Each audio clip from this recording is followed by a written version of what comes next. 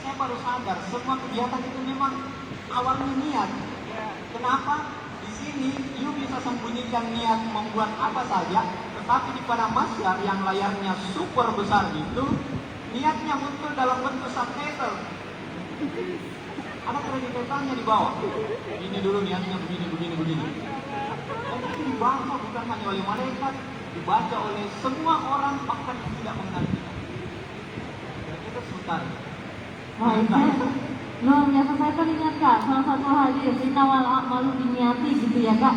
Segala sesuatu tergantung dengan niatnya, salah satu kutipan yang Kak Kanda sampaikan tadi. Kemudian akhirnya berdiri di sini menggeluti berbagai macam, menjadi dosen, sutradara film, juga ketua ikatan dengan inspirasi yang luar biasa. Saya merinding tadi Kak dengarnya, masya Allah, kata-katanya singkat tapi menusuk gitu. Kalau nanti kita akan dipertontonkan di padang mahsyar. Nah, apa sih yang menjadi salah satu faktor pendukung sampai Kak Quraisy Munkar akhirnya bisa bergelut di berbagai bidang yang tadi sudah disampaikan? Faktor pendukung juga faktor penghambat yang pernah Kak Kanda rasakan selama perjalanan ini. Boleh kita sedikit bercerita? Faktor pendukung nomor satu di ibu, doa. Satu-satunya manusia yang tidak punya ibu, Adam. Berikutnya diciptakan Hawa, tetapi dari partikelnya Adam. Satu-satunya manusia yang tidak punya ibu, Adam. Makanya dia diusir dari surga. Andai kata Adam punya ibu, tidak akan pernah dia diusir, karena doa ibunya itu akan menyetop, menahan Adam tetap di surga. Merinding saya, karena jawabannya dapat juga ya. Baik. Pertama ibu, doanya. Yang masih punya ibu, alhamdulillah, syukuri, pulang sebentar, jangan cuma cium pipinya. Surganya di bawah telapak kakinya, tapi jantung makin terlalu dalam. Kadang-kadang ibu tak musim hujan ini becek ibu. Masa itu surga masuk ke dalam lumpur kodong batu? Ya, kira-kira seperti itu. Yang kedua memang sebetulnya lingkungan. Lingkungan kita, pendidikan kita. Saya pernah bilang sama teman-teman, bergaul luas sih, jangan sih bergaul bebas. Agak beda sih. Bergaul luas itu adalah tidak usah membatasi pergaulan. Kalau kamu menjadi saleh di antara orang-orang saleh, biasa gitu. Tapi kamu menjadi saleh di antara teman-temanmu yang preman, itu luar biasa. Kalau kamu rajin di antara teman-temanmu yang memang rajin semua di situ, biasa gitu. Tapi kalau kamu rajin di antara kelompok yang ketahuan itu komunitas pemalas, itu baru luar biasa. Artinya apa? Saya berharap anak-anak muda yang ada hari ini yang sedang disumpahi. Sebelum saya lanjut, ini sumpah pemuda sebetulnya tidak gender. Iya, sumpahnya itu gender, isinya kami putra dan putri, tapi judul sumpahnya pemuda yang bersumpah, bukan sumpah pemuda-pemudi. Isinya kami putra dan putri, begitu juga judulnya pemuda aja. Pemudi tidak ditanya nanti di padang mahsyar karena tidak ada ketawa dia di dalam sumpah itu. Apa nih tadi itu gara-gara sumpah pemuda? Kan kalau pendukung Kak itu tadi. Nah, kalau pendukung Kak tadi lingkungan, ibu, nama apa tadi?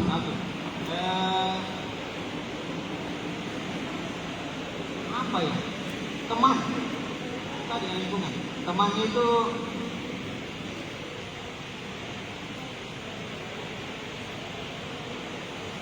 saya berteman dengan banyak sekali kawan. Saya kembali di Pantai Losari.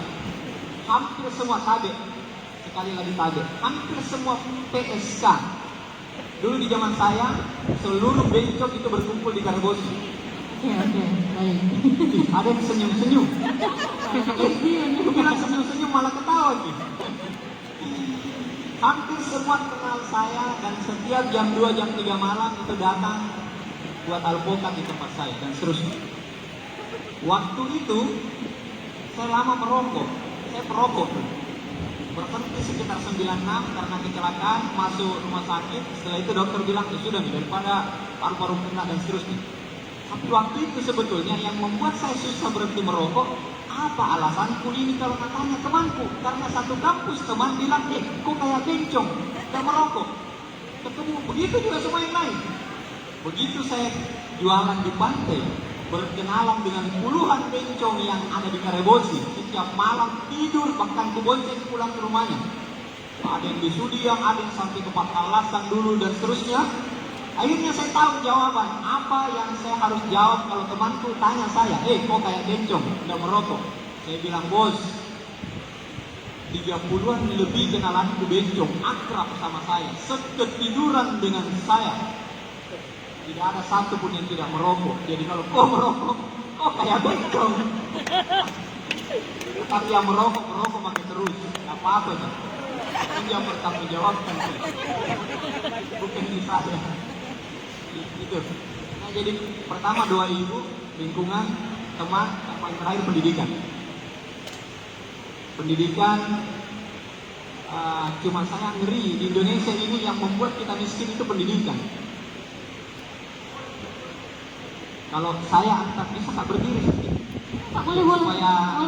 supaya orang tahu bahwa saya bukan bencong. Walaupun temanku dulu bencong semua.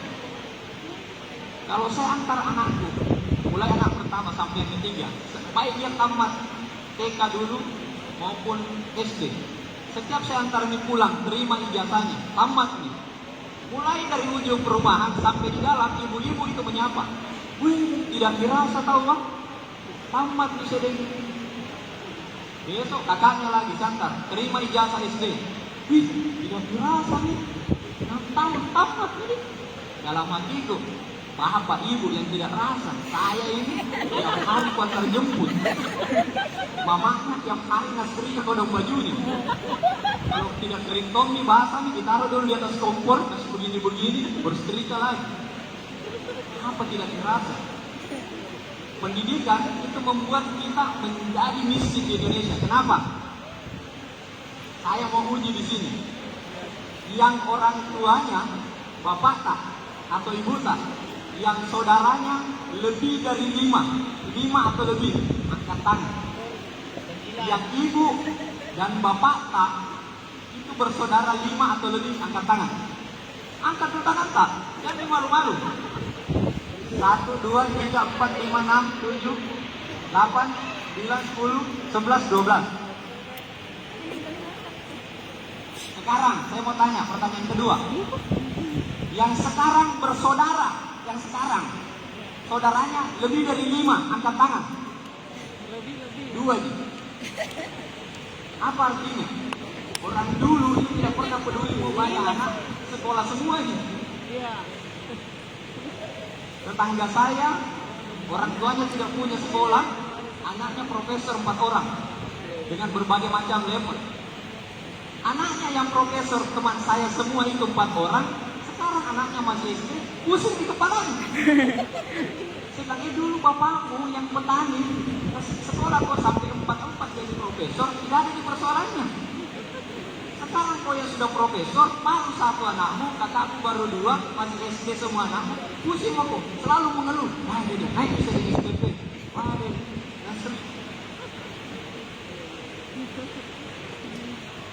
masih pisang.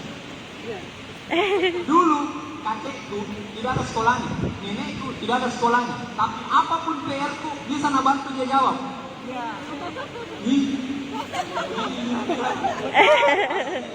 Ibu zaman old. Tahu di persoalanku juga. Dulu kakekku, nenekku tidak ada sekolahnya, tapi apapun PR yang saya bawa pulang bisa bantu dia jawab. Mau pelajaran sejarah, mau matematika dan seterusnya. Sekarang saya yang sudah doktor selalu kan takut kalau datang itu anakku yang kelas 4 SD. Apa? Ada lagi PR tidak bisa jauh. Kenapa? Runtuh itu kedokteranku karena pasti tidak bisa menjawab. Sudah biasa ini pertanyaannya. Apa di mana itu letak negara Botswana? Kira kita S3. Tanya mamaku sana yang belum S1. Itu jadi, nah kenapa tadi saya bilang pendidikan membuat kita miskin, pendidikan kita hari ini terkenal mau masuk perguruan tinggi, harus jual tanahnya, harus jual petak sawahnya, dan seterusnya. Begitu menangis si mamanya waktu di wisuda, apa yang kita tangisi mama? Kita tangis karena saya sudah berhasil. Bukan, nak. Habis juga harta untuk menyelesaikan kamu di perguruan tinggi, dan kamu belum tentu juga punya kerja.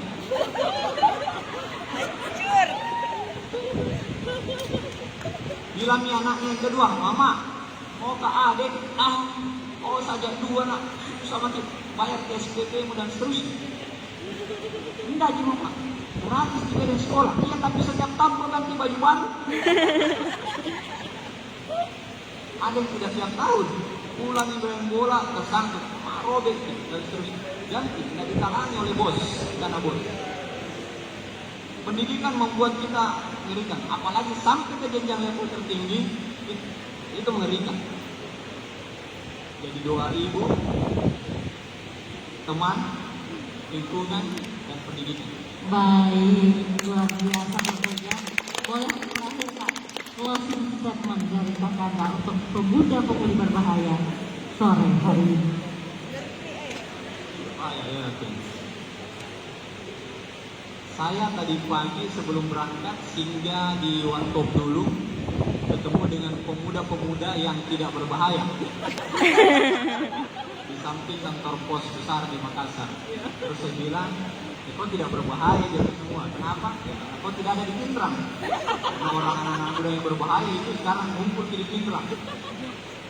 Berarti ini yang berkumpul di sini yang tidak berbahaya gitu. Terus dia tanyakan, seperti apa? Bla bla bla. Saya bilang, Soekarno dulu bilang dia hanya butuh 10 pemuda untuk mencabut Semeru dari akarnya.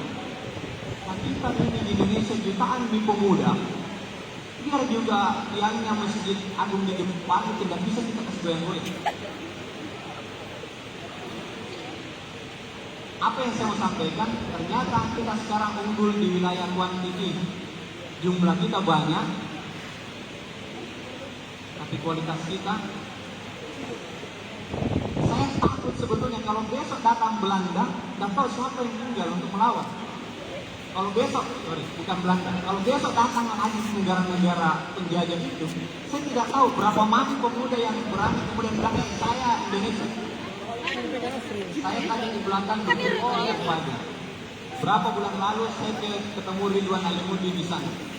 Fajar mengurus literasi anak-anak di daerah ketinggian sana di Pindrang, di daerah-daerah pegunungan berbatasan Toraja. Ridwan mengurus anak-anak pesisir yang tidak punya akses untuk membaca di pulau-pulau, Menanjung, Majene, Kolman, dan seterusnya. Ada toko di sekitar Bondowoso yang itu bernaik kuda dan seterusnya. Dan banyak lagi hal-hal. Saya berpikir anak muda itu seharusnya juga kita libatkan untuk yang datang, karena yang mereka itu sebenarnya jauh lebih berbahaya. Jadi yang paling terakhir saya mau sampaikan, selamat disumpahi pemuda yang bersumpah 28 November yang lalu itu. Sebagian besar atau mungkin seluruhnya sudah meninggal nih, bersumpah pada waktu itu bertanah air satu, bangsa satu, berbahasa satu. Hari ini kita meneruskan sumpahnya, jaga semangat itu, karena itu menjadi cikal bakal Indonesia. Terima kasih. Kita beri tepuk tangan untuk Kakanda Quraisy Mata. Itu tadi Kak Quraisy berbagi cerita pengalamannya dan memberi motivasi kepada pemuda-pemuda. Ya Tribunas, ini adalah kegiatan pemuda berbahaya, sebuah festival inspirasi anak muda dengan konsep kolaborasi berbasis ekonomi kreatif dan digital, dan dilaksanakan di Kabupaten Pindrang, tepatnya di Gedung Indoor Kabupaten Pindrang. Nah, ini adalah acara ini digelar 2 hari Tribunas, dan hari ini hari terakhir. Oke Tribunas, sampai bertemu di live selanjutnya.